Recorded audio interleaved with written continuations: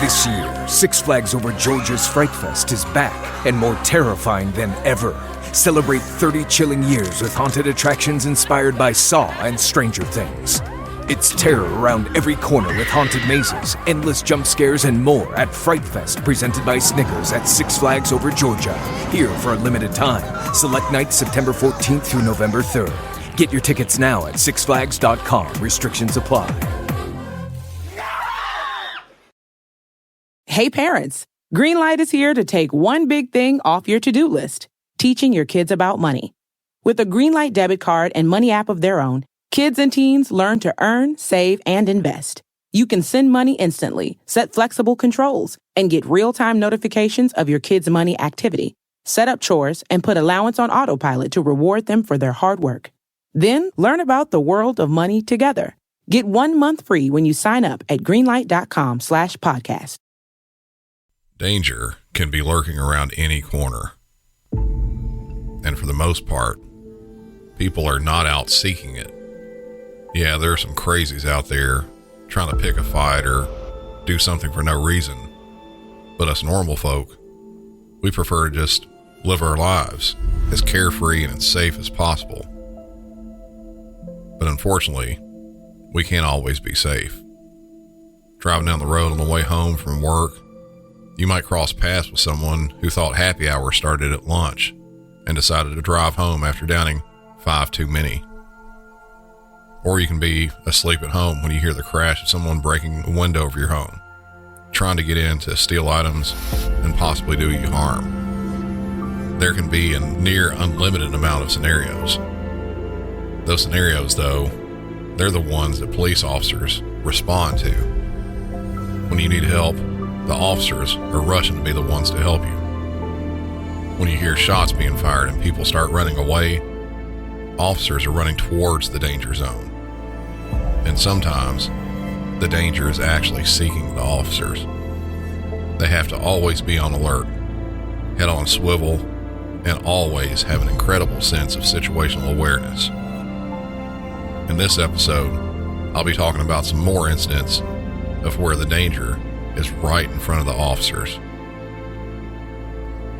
Welcome back to Music City 911.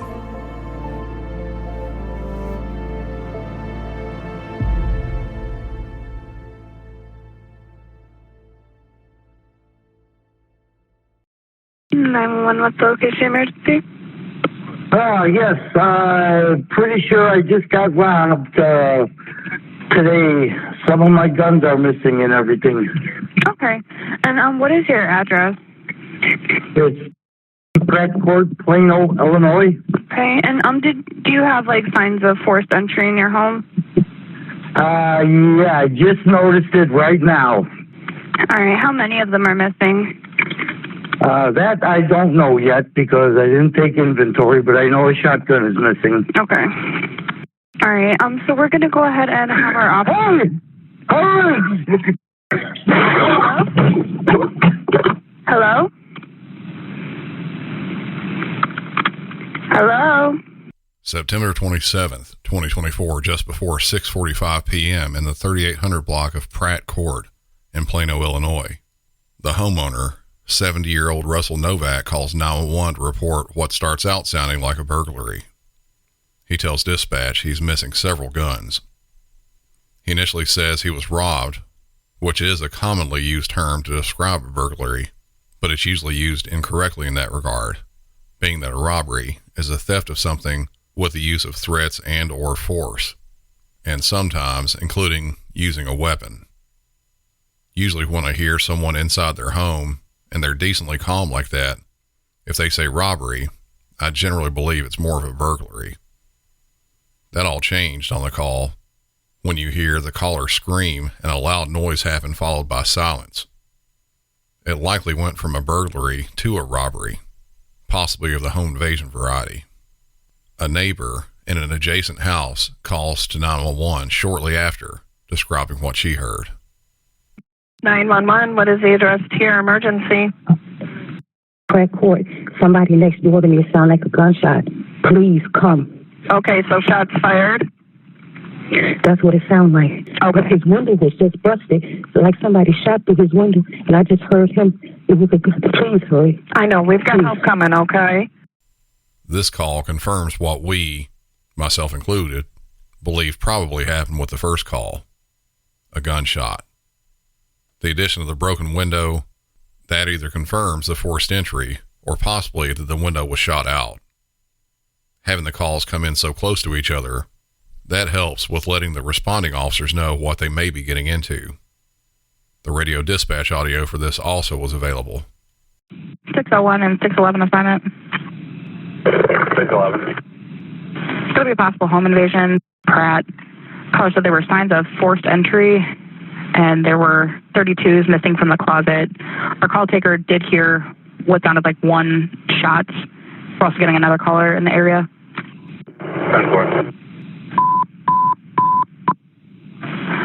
P3 units, Plano is going to be responding to a home invasion with shots fired in the area of Pratt. P3 units, be advised, Plano is responding. Home invasion with shots fired in Pratt Court. Officers arrive to the scene and they get out of their patrol vehicle to approach the house.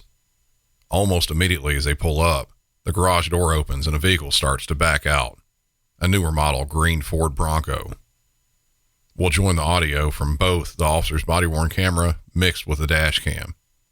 The suspect runs after a traffic stop is tried to be initiated and a pursuit begins.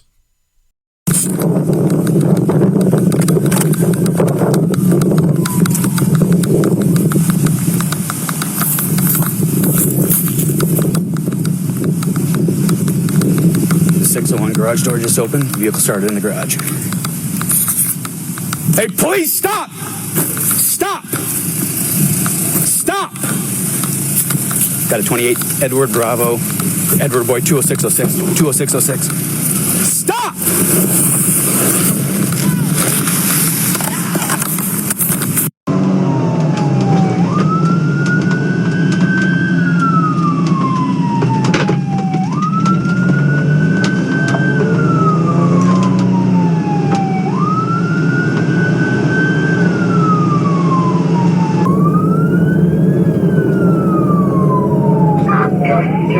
We got a male down, gunshot wound. Roll medics to the house, please.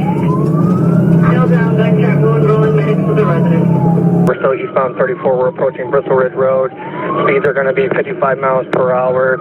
Subjects possibly armed and dangerous due to the home invasion. Unknown occupants.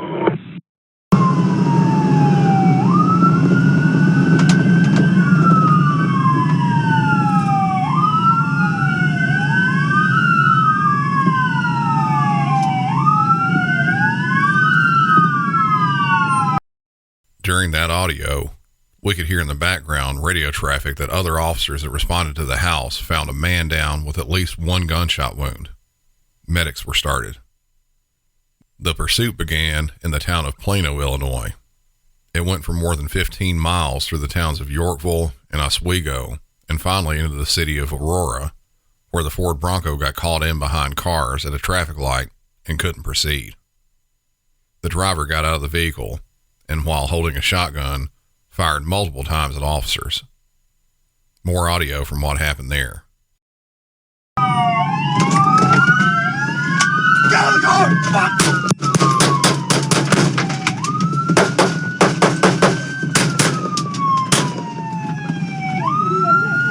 Just fire! Just fire! Don't move! Don't move! Don't move! Don't move! After officers concluded the pursuit, the suspect gets out of his car and immediately starts firing a shotgun at the officers. 2 police officers returned fire and hit the suspect with one shot. That shot ended up being fatal. The caller on the first 911 call we had, the man originally reporting the break-in/home invasion robbery, was 70-year-old Russell Novak. When they started checking the suspect, they uncovered his identity. 36-year-old Nicholas Novak. The first caller, Russell Novak's son. Medics responded to the original scene of the crime to assess Russell. He was also pronounced deceased from multiple gunshot wounds. A motive for this crime has not been released. At T. Rowe Price, our curiosity lights the way to help you plan ahead for what matters to you most. Work directly with us, and together, we can help uncover the right investments for you at every stage of your life, whatever your goals. That's the power of curiosity. Better questions, better outcomes. T. Rowe Price. Invest with confidence. Visit troweprice.com/investdirect to learn more.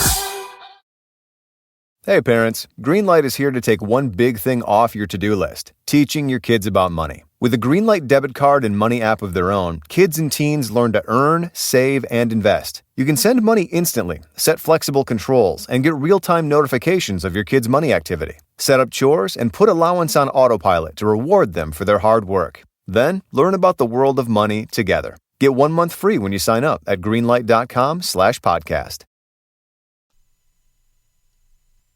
The next incident we have, there is no 911 call that was released.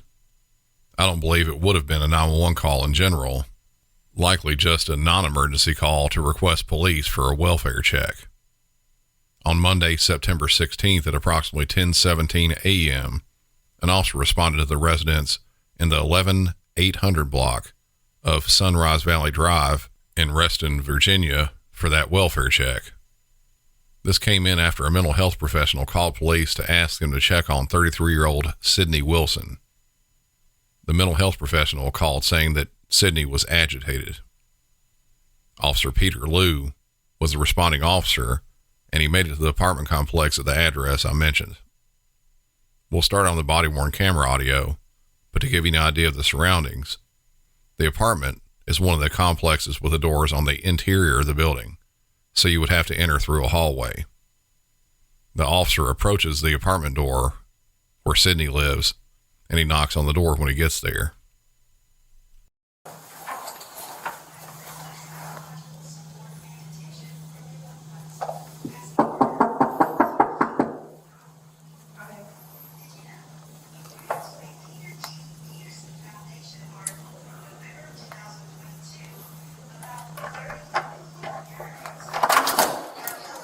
Hi man, I'm Officer Liu.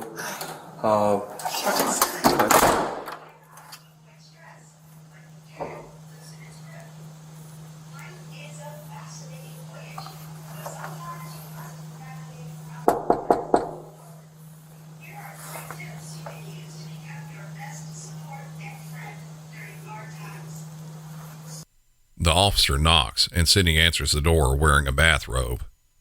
After identifying himself, before anything else was said, she slams the door shut. Officer Liu then stands there for another 2 minutes trying to make contact and conduct the welfare check, trying to get Sydney to come back to the door just so he can talk to her and assess her well-being. After that 2 minutes, she finally comes to the door again. How are you? Oh, Jesus Christ. Back up! No! Oh, yeah! Back up, back up. Oh, yeah! Oh, yeah! Hey, man. I got nothing to do. Please back up. Oh, yeah! Back up! Oh, yeah. Back up! Back up!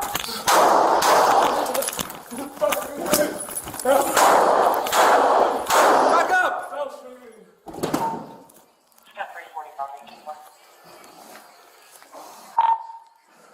531 bubble.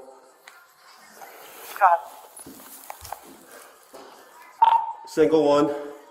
Shots fired. What is your location? 322, apartment 322, 11830, Sunrise Valley. Start medic, please. The suspect's down.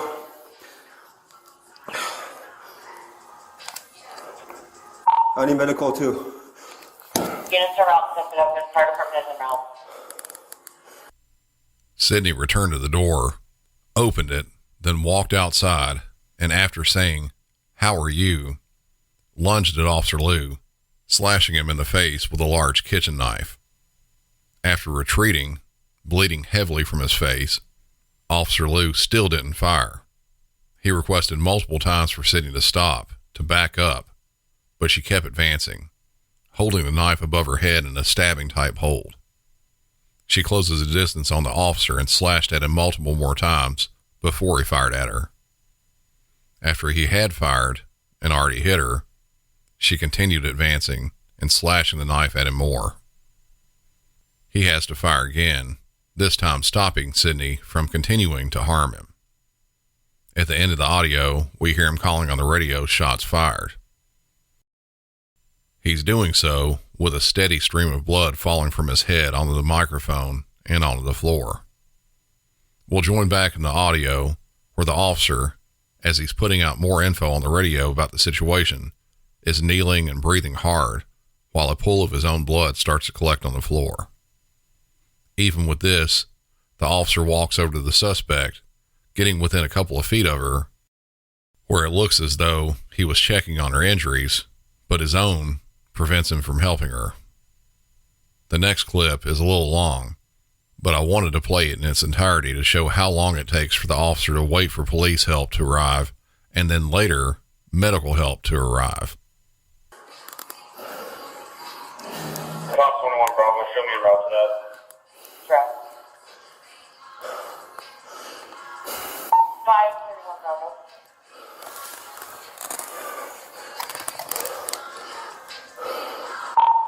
Five sit on Bravo. Are you all inside the apartment still? No, I'm in the hallway. Direct.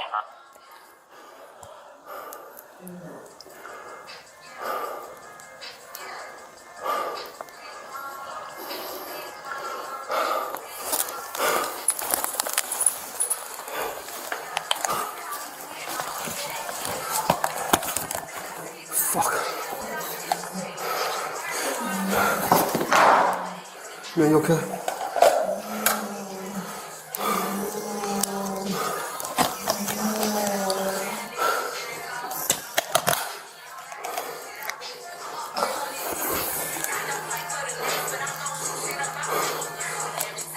Five to the one, Bravo. I need med kit, please. There and on.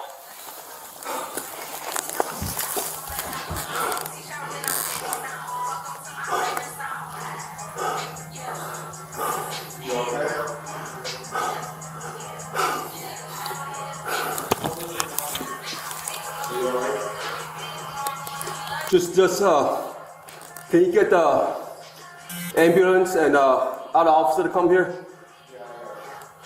They en route, just make sure they come in the right directions. I already called, just make sure they come up on the right elevator.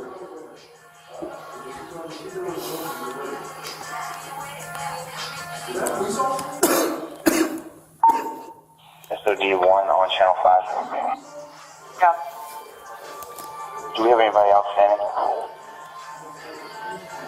Negative. Are they coming up? Check.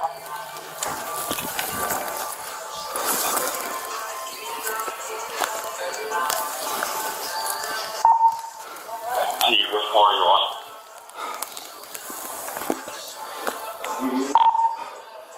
Assert 4, 322.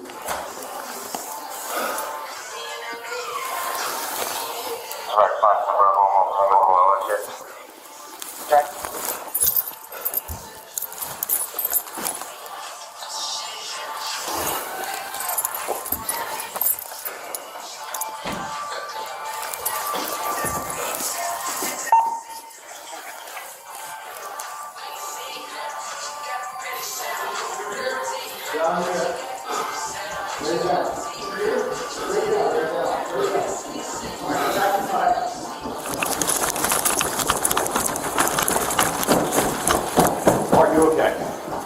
I'm just lightheaded. Are you okay? Are you okay? Okay. Do you have any other injuries? I don't know. I don't have any other gloves.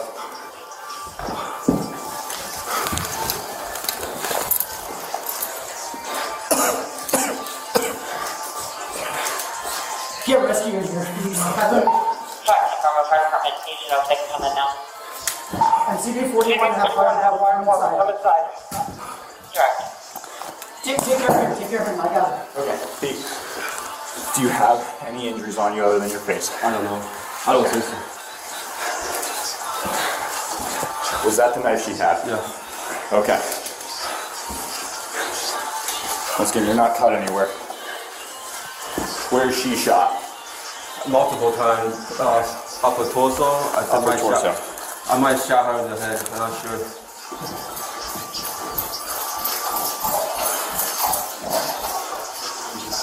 Good job. Go ahead. You hit? I still like a cut somewhere in the head. You good? Yeah. You okay? I just might hit it. Okay. Do you have an injury to your head? I think she cut me in the head. I'm sorry? I think she cut me in the head. She cut you in the head? Yeah. Okay.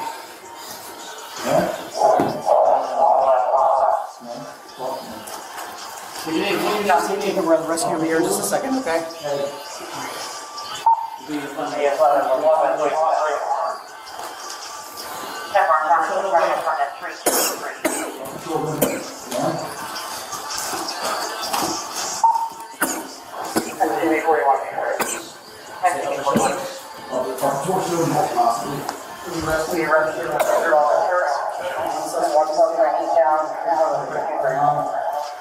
Okay, Tegan is cold for murder from they're asking again.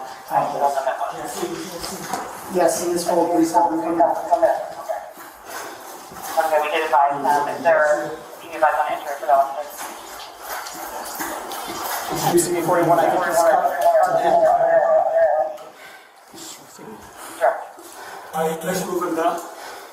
There's nowhere to go. He's injured, so let's come right in. Okay.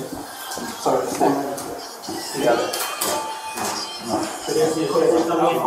Rescue just needs to come up. He's. Alright.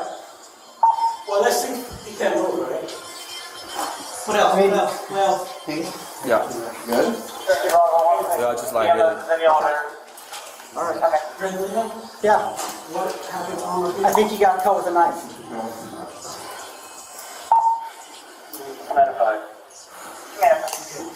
They're going to take care of you.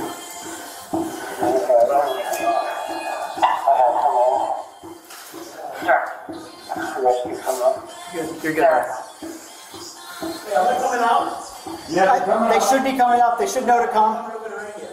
Sorry? Am I coming over there? Yeah, you are. Yes, sir.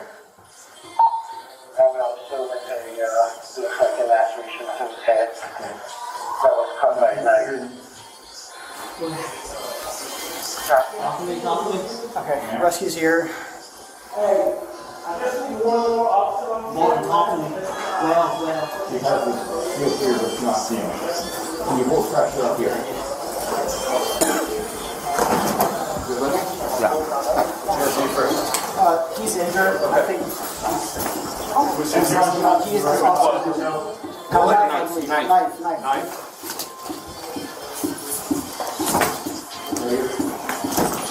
Are you okay? Can you breathe? Yeah, I can breathe. Where were you stabbed? I said in the head. In the head? Yeah. Okay. I got one here, but it's not feeling. Can you check him in? Yeah.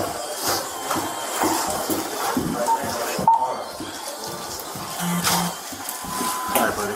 You guys see seals? Just the one spot there? I said so. Okay. Where is she shot? One right here, one right there. Alright, give me 2 needle darts.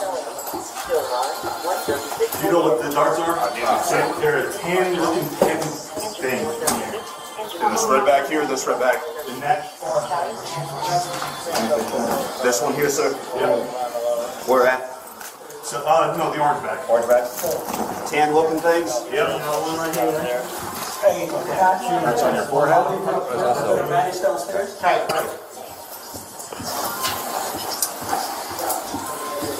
Alright. Once we go to do a pulse check, once we do that, we're moving her into the hallway, okay? Yes? Yes. Alright, so how many total? Good beat. Yeah. Alright. Against us here. Someone clear. Good? Yeah. Huh? I'm good. Okay. Back on the chest. I need fluid. Does your hand hurt too? No. No? Okay. So, right now, what I'm seeing, buddy, there's a cut coming down your forehead. I'm going to deal with your eyebrow here in a second once I get a little fluid to wipe that shit off, all right? We're going to move. Ready? 1, 2, 3, go. Okay. Down. And I'll get it stop. right now. Hey, I didn't know about sweat. You got it? Well, kid, there's a bunch of golf right there at your feet. Somebody over here with gloves come up and pull. I need somebody to cut that sleeve. Pressure where?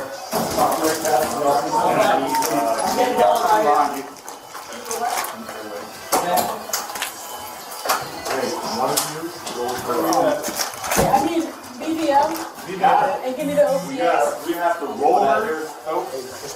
Clear the back. Go ahead and take this.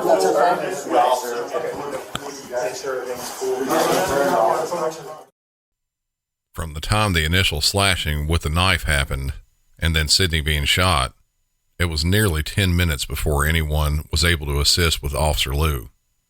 Just as with any medical situation with multiple patients, a triage has to happen to see who needs the most urgent care. Other officers showed up around 5 minutes into that, medics about 2 minutes later. At the end of the audio, after Sidney had been picked up and was started to be carried out, only then was Officer Lou given any help. He was asked of his condition, but he sat in the hallway bleeding and at times coughing on his own blood before medics were able to render care to him. This was all while the other 2 officers that were there started on CPR for Sidney. Sidney Wilson was transported to a local hospital with multiple gunshot wounds, where she was pronounced deceased. Officer Lou was also transported to a hospital where he had a severe knife wound to the head. He survived. That's yet another danger that is faced by officers, often occurring in the blink of an eye. The next incident, it's even worse. Hey parents, Greenlight is here to take one big thing off your to-do list, teaching your kids about money.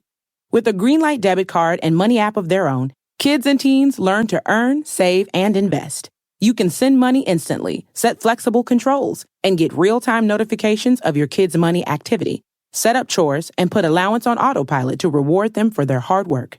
Then learn about the world of money together. Get 1 month free when you sign up at greenlight.com/podcast. Again, with this one, there's no 911 call that was available. Instead, we joined a New Mexico State Police officer by the name of Justin Hare on a routine patrol where he's given a call for service at 4:47 a.m. A white BMW on the shoulder of Interstate 40 at mile marker 318 is broken down with a flat tire with a male outside of it trying to flag down passing motorists, presumably for help. At around 5:04 a.m., Officer Hare arrives. It's still dark outside.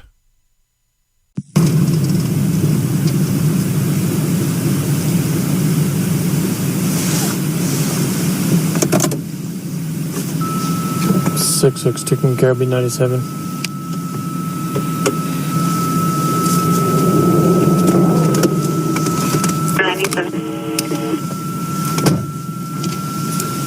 Hey, bud. Got a flat tire. You can help me? What are you needing? Just a tire. I need a ride to the store. You get me there. Okay, I can get you back to town real quick, but nobody's open tonight. Well, that's fine. I'll get to town. I just haven't come back to get the car. Okay, go ahead and go to the front of my car real quick. I'll meet you up there real quick. I'll get...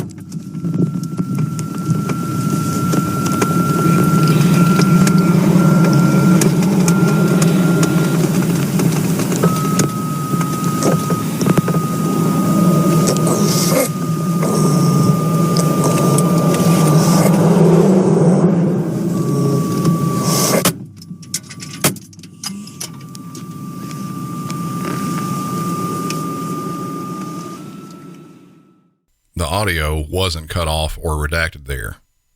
Officer Hare stopped talking mid-sentence. What happened was actually the middle of a huge set of incidents that started over 1,600 miles away in South Carolina of all places. March 14th, Marion County Sheriffs in South Carolina, they receive a call wanting to report a missing person. A county paramedic named Phoenicia Mikado 4. Deputies responded and took a report. The investigation into her disappearance began, and the next day took a terrible turn. Operating on a tip, neighboring Dillon County sheriffs went to an abandoned house located on Jones Drive, just outside the town of Lakeview. She was inside the abandoned house with a gunshot wound to the head. The investigation of a missing woman turned into a murder investigation. Her car was also missing, a white BMW. Upon further investigation, there were also missing guns. It wasn't until after what we heard in the first bit of audio that pieces of the puzzle started fitting together. The audio I just played, there's more. I'll play the first bit of it with the extended bits too.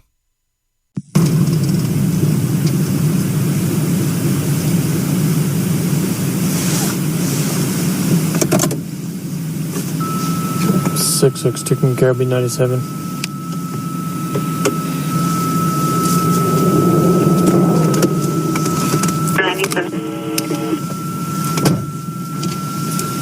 Hey, bud.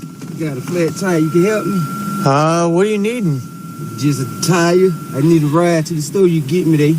Okay, I can get you back to town real quick, but nobody's open tonight. Well, that's fine. I'll get to town. I just haven't come back to get the car. Okay, go ahead and go to the front of my car real quick. I'll meet you up there real quick. I'll get...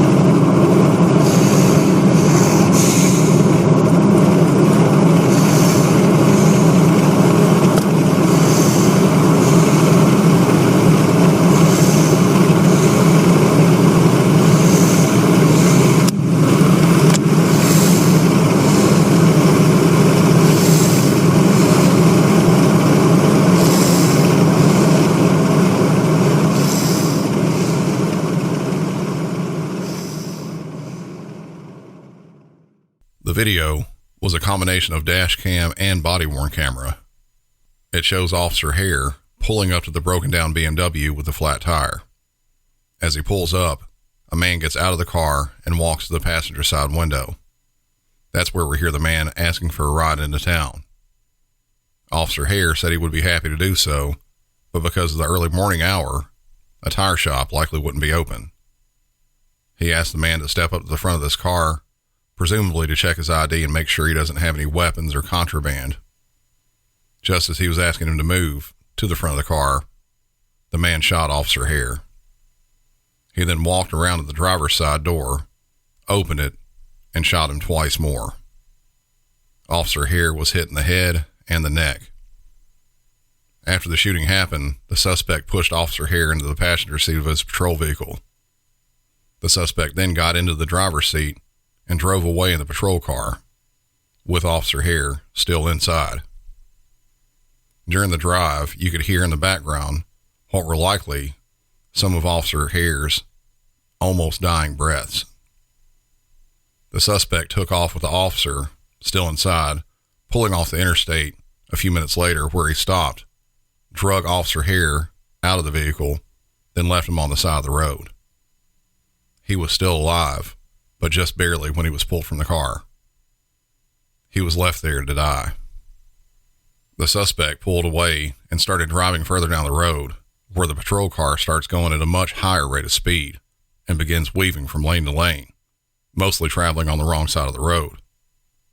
The car loses control and looks to roll, possibly more than once. The suspect managed to get out of the car and leave it.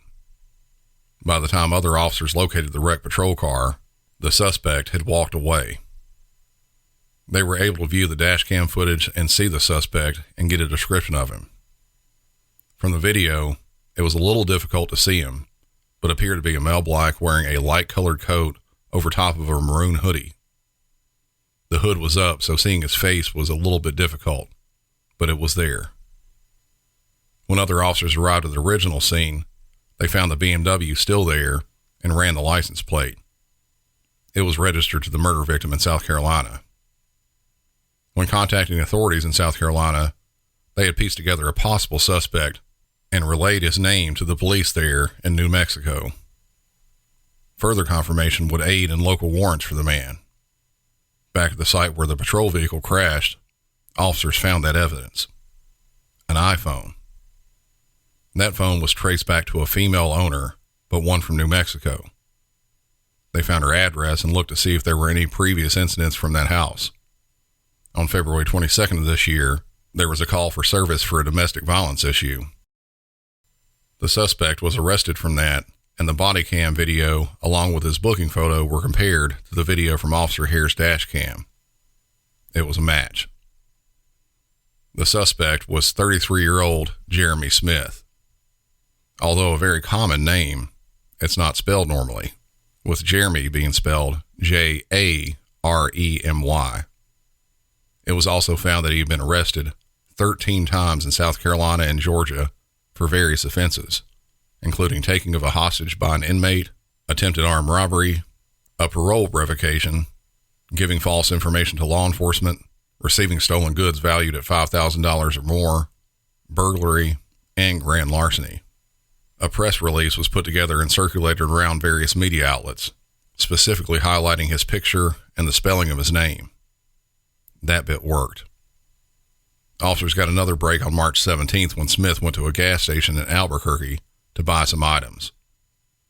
When checking his ID, the clerk recognized the odd spelling of his name. He contacted police just as Smith was leaving. Units from the New Mexico State Police, as well as units from the Bernalillo County Sheriff's Office, flooded the area looking for him. While out on patrol, several units spotted him. Containment of the entire area. Do you have a rifle with you? No. It's okay. March perimeter, visual contain the entire area.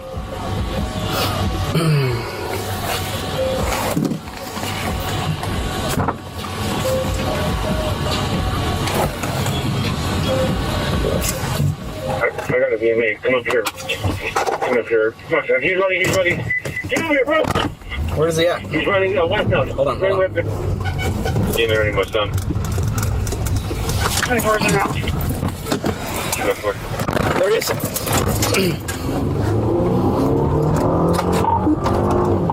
He's Anderson Hill and Moth Ortiz. Anderson Hill, Moth Ortiz. Stop right here.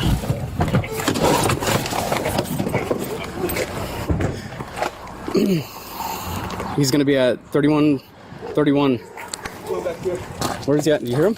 I heard the gate open. Drop that trash can.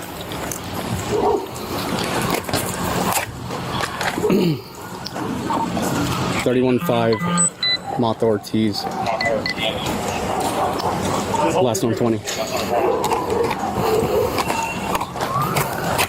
Hey, get over here!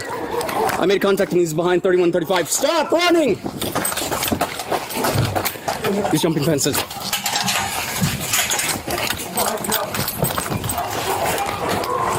He's gonna be running. He's jumping fences. That way.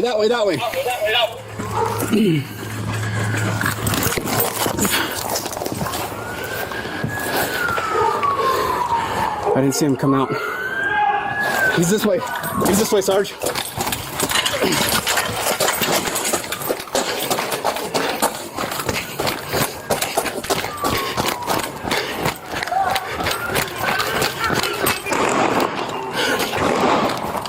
Shots fired. Where's he at?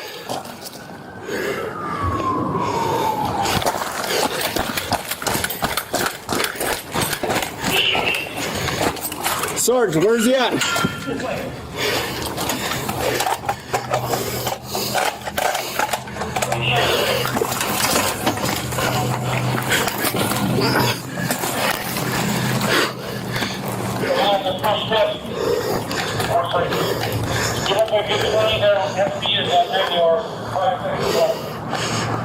Where'd you last see him, Sarge? Right here. Go inside. You went that way. That's Lone Desert. Go inside. Go inside. Okay? Yeah, go inside. Did he jump up here?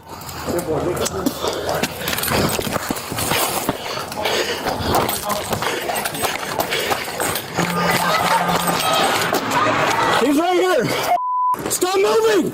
Stop. Stop. I'm gonna get shot. Fire!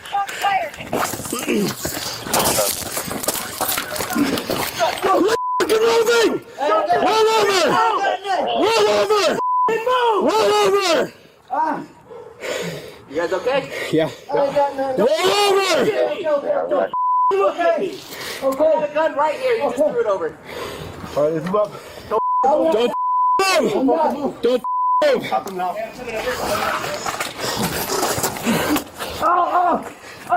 move.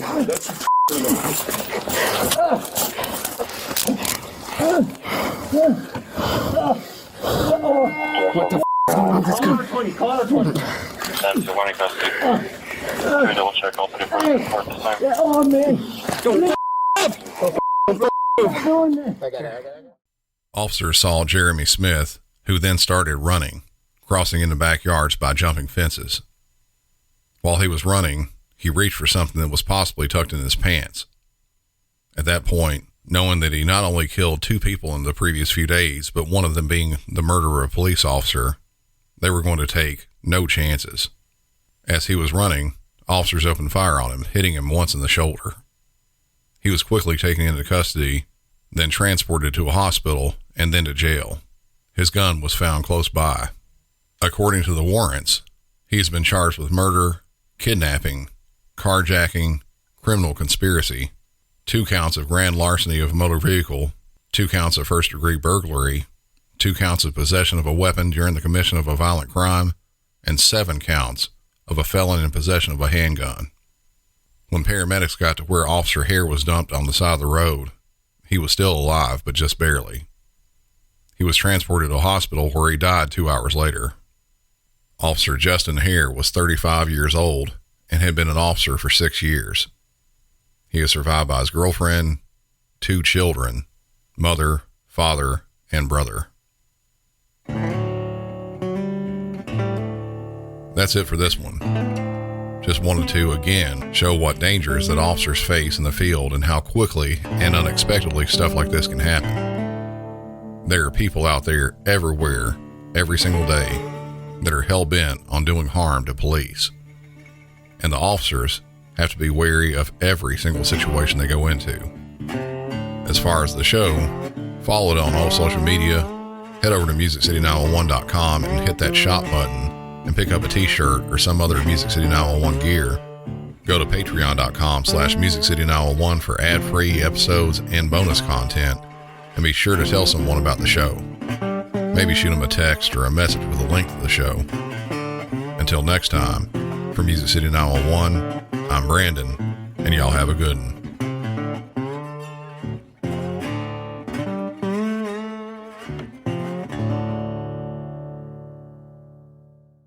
Hey parents, Greenlight is here to take one big thing off your to-do list, teaching your kids about money.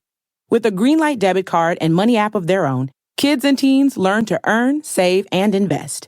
You can send money instantly, set flexible controls, and get real-time notifications of your kids' money activity. Set up chores and put allowance on autopilot to reward them for their hard work.